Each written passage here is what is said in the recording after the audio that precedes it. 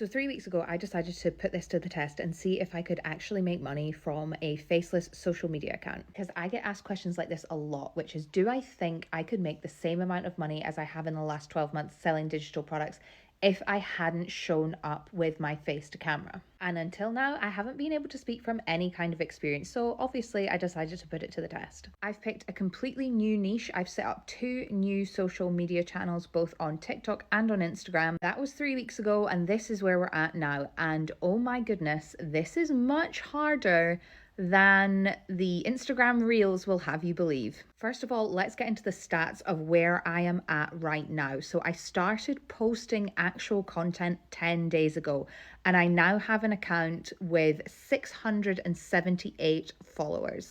And until yesterday, I only had 98, and those first 98 followers were an absolute slog to get. Now, this is just obviously me sharing my experience of what is happening to me right now, but I think I somewhat naively believed I would blow up. I can't believe I'm even saying that, using a faceless strategy, because I'd been fooled by those Instagram reel things that you're seeing at the moment. That's like, you can make all this money with faceless social media and you don't even need to do anything. And it's so much harder than I thought it was going to be. But in the last 24 hours, I have had one semi-viral reel, and I'm now at 678 followers. Oh, by the way, these are my stats for Instagram. My TikTok is appalling. 37 followers on TikTok. That is so bad. Posts. So far, I've done 30 pieces of content, doing 3 a day for the last 10 days. And I am repurposing my content from TikTok to Instagram.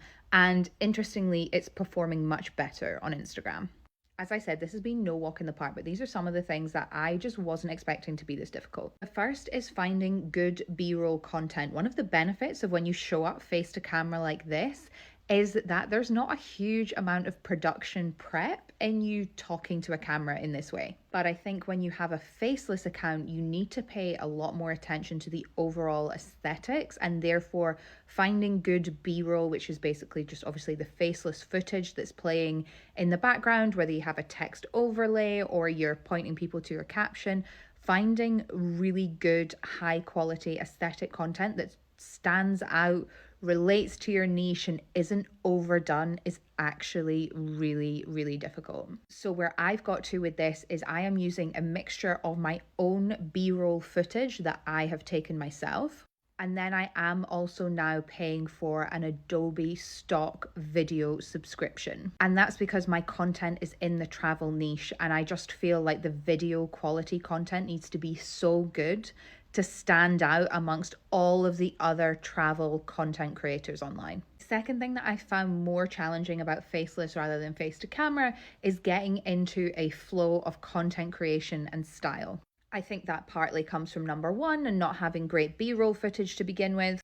And what I've also found really difficult is keeping my content punchy and short in line with the length of the B-roll video.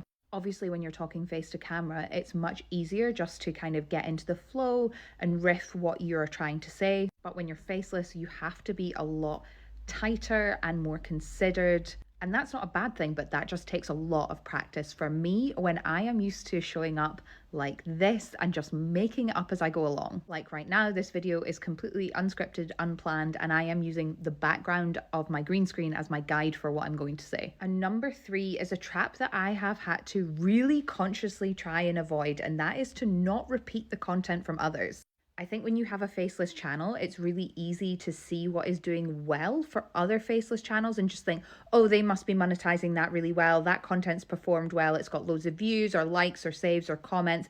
People are obviously engaging in that specific content. I'm just going to recreate that video. And it just doesn't work. Because even though the content is faceless, you do need to remember to show up as yourself with whatever unique viewpoint and experience it is that you are bringing to the table with your content. And I think that's something that you've really got to try and stick to if you're then going to go on and try and monetize a faceless channel like I'm going to try and do by creating my own digital products in this new niche. So that's how faceless social media is going. It is a lot harder than I thought it was going to be.